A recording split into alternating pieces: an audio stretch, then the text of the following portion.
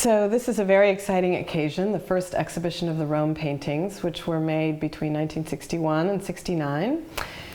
The first exhibition of them in the United States. And I wonder if you can reflect a little bit on and talk a little bit about why these paintings have not been seen in the US before, and in some ways your somewhat distanced relationship to them for many years until now. Well, as I painted them in Rome between 61 and 69, my painting work developed in that period of time, and by the end of 69, the paintings had become almost white paintings. They were sprayed different colors, but essentially white. But it was also a time when I felt I needed to leave Rome and come back to the United States to work in my own culture, to speak my own language, to find out something about what's going on in the rest of the world. So I left the paintings in Rome. They were put in storage. I came to the United States, but to California, where I'm from, and began and entered UCI as a graduate student for an MFA degree. So I didn't want to just pick up from what I had been doing in Rome, and I wanted to see, what am I going to do now? Mm-hmm. Well, those 2 years of graduate study or presence at UCI were very instructive to me in meeting many people and ideas about art, particularly performance art. Barbara T. Smith and Chris Burden were there, and Nancy Buchanan and others. And I thought, I'm just giving myself these 2 years to experiment, to explore. What is it that I want to do now? Because I don't want to return to what I had been doing that seemed to come to some conclusion. So it seems like the time in Rome was a time of, personal expansion, experimentation. Certainly it's the 60s. Mm-hmm. It's sexual revolution kind of everywhere in the world. And it does seem as though there is some kind of sexual content that creeps into some of the paintings. Was that a conscious thing, or how do you think about that? Well, there are a few ways to think about your question. One, I had just divorced and I went to Rome, and I was a young woman, and young women on the street are the subject of a lot of attention. So, and I also had been married for 10 years and not had a child, and I thought, I just can't have children, so I'm free to do what I wish. But that doesn't mean maybe what I'm suggesting.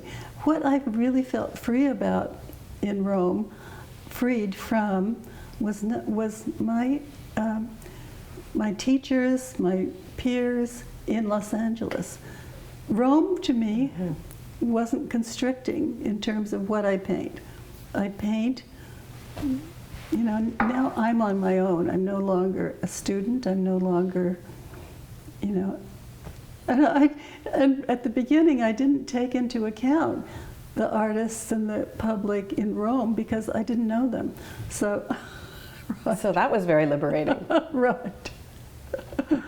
Right. So this, where my painting becomes bodily oriented, I think happens when I did get pregnant and I was having a baby and taking care of a baby and handling the baby and so on. I think that's how what's seen as sexual imagery comes into the story. Talk a little bit more about that decision to stay in Italy, because so many artists at that time, of course, in the 60s, from all different parts of the Western world are going to Paris, of course. And did you think at all about going to Paris, or was it really a decision about a certain kind of art history that you would find in Italy?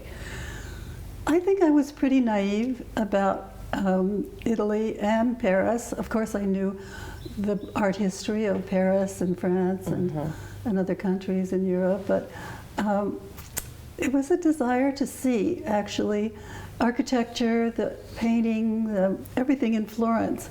Florence is a very stark city in a certain way. It's beautiful. I love Florence, and it's very beautiful. But somehow Rome had an expanse to it, a blue sky that I had not seen, even in California, it had some other expression to it that I said, okay, I'm going to stay in Rome. And talk a little bit about the kind of the difference, which must have been enormous, between the artistic context of Los Angeles that you were leaving and Rome that you were going to. Did you have any feelings about that, or the contrast between the two? Well, when I say I was naive, I knew nothing about the Roman art world.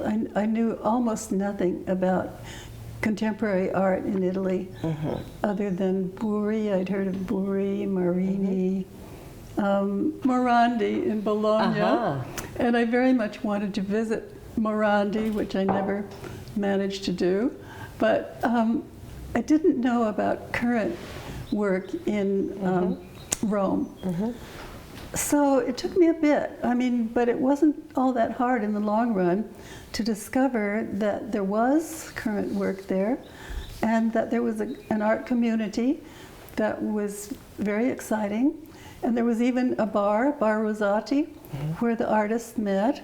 So it was pretty easy to meet artists and to get involved with them. Of course, there was the little difficulty that I didn't speak Italian, but I did fairly quickly learn enough Italian, and enough people spoke some English, not a lot.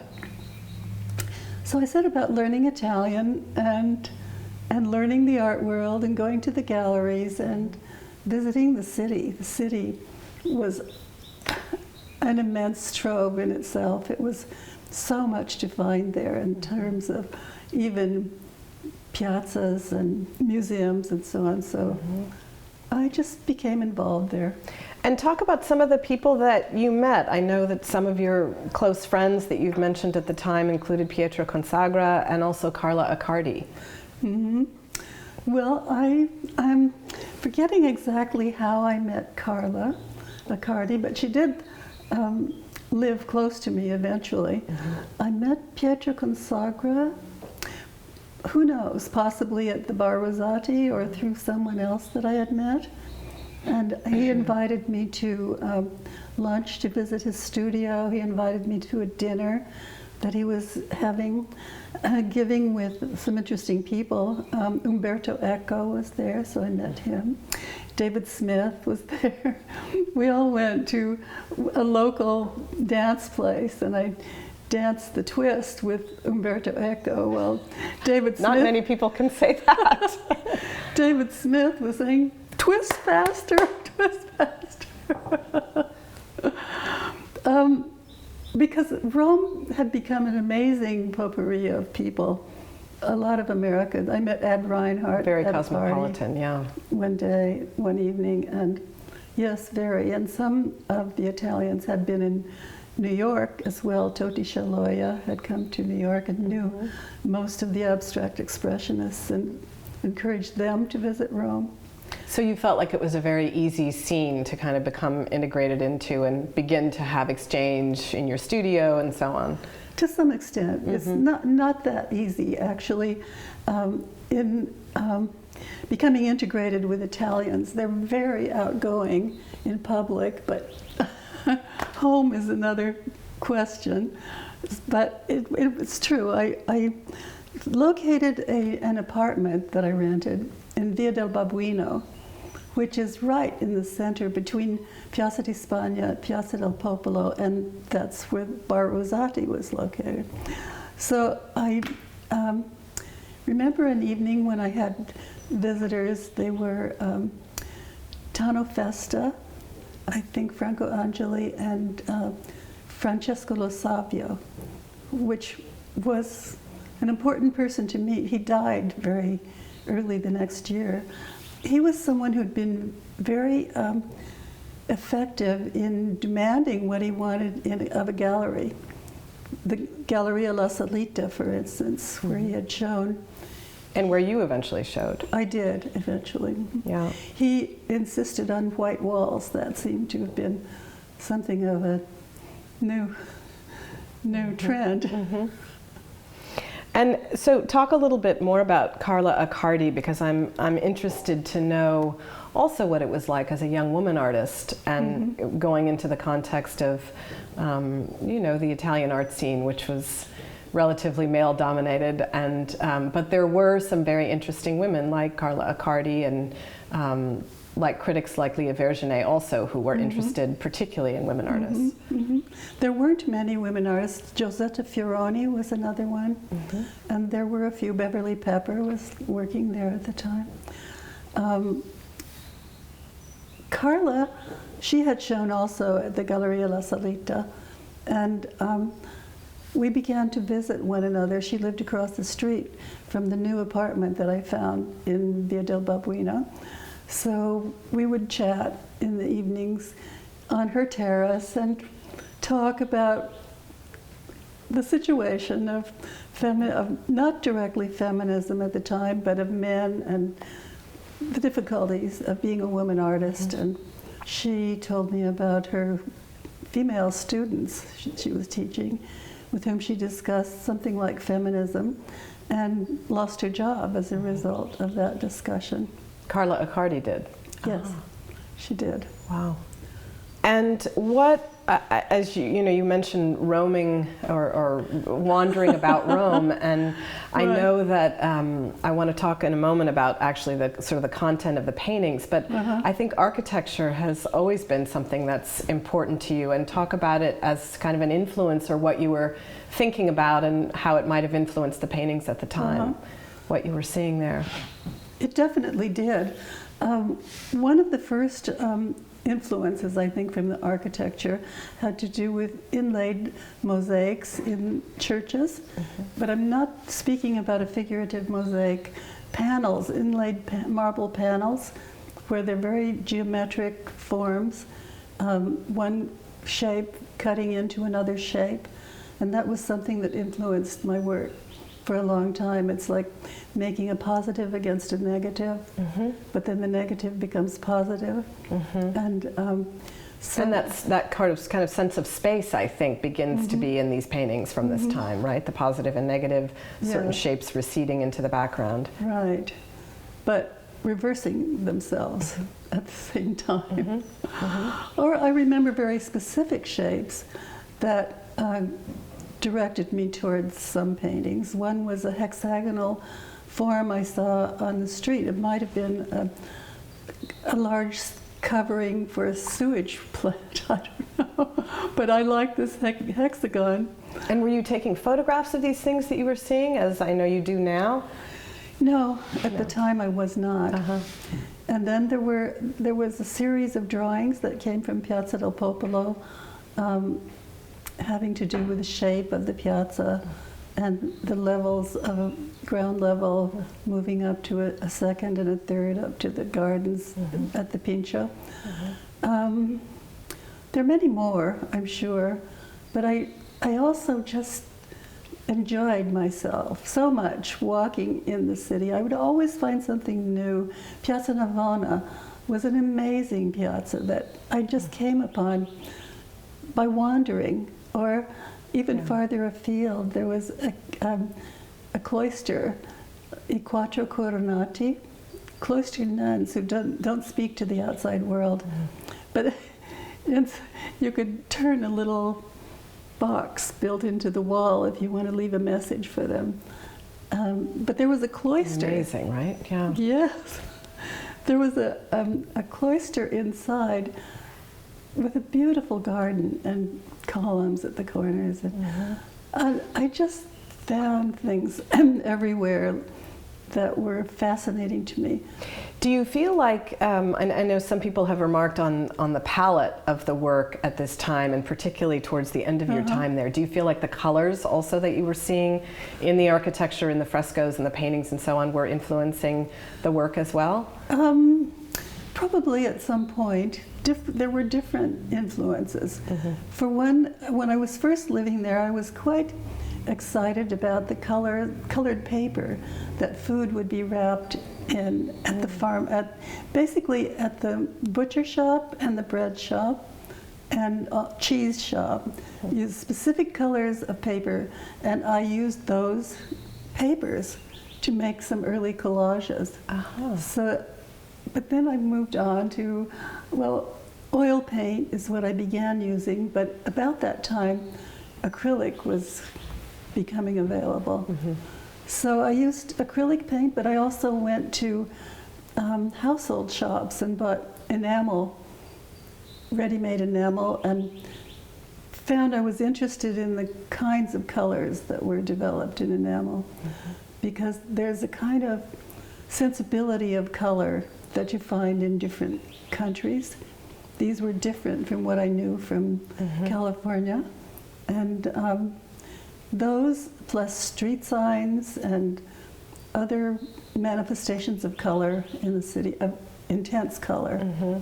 So would you feel like this, would you say this is kind of the beginning of what I think of as a more kind of conceptual relationship to color, that then the work from almost from the time that you come back to the United States to the present has always been true?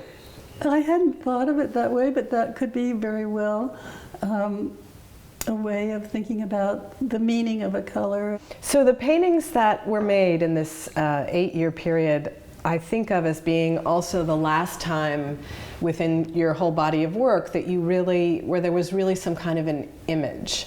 And I don't know if you would agree with that, but I think an image, or maybe a figure even. Right. Can you talk a little bit about that? Yes, I think that changed a bit during those years. I was in Italy, and some of the early work around the 60s was very much the positive, negative shapes that reversed themselves. And then they became simpler shapes. There was a kind of hill shape. Yes, talk about the hill, the landscape. Yeah, I don't know where that came from, but it was a shape that definitely in my mind.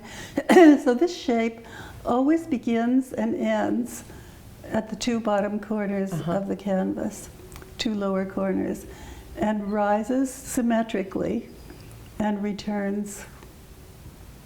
So what is that? Which makes it almost unrecognizable as a hill, actually. I don't think I even knew until I was reading that that's how you thought about it, as this landscape element. For convenience, I call it a hill shape. It's not much of a hill, actually. And it changed its form quite a bit. Sometimes it ballooned up and became much bigger, sometimes fairly flat. But I liked playing with the colors. I wanted the colors to be equal in some way, so that one color doesn't overtake the other too much. So the hill shape is more of a positive shape than the remainder. But I wanted to balance them as far as I could. I think of the color palette as being also very pop inflected, maybe by the colors you were seeing of cars, for example. But I think of the paintings as being sort of minimalism or minimalist, I guess, but inflected with a kind of pop palette, and then sometimes a pop kind of composition or something. That there's something almost humorous in some cases about the reference to the body. Right. You know, it was the time of Courage and Twiggy, and it was absolutely a period of time that was pretty pop, the Beatles and so on. And I have myself in recent times kind of spoken about my work, that work, as pop minimal, because there are it's not minimal really. No. And it's not completely pop.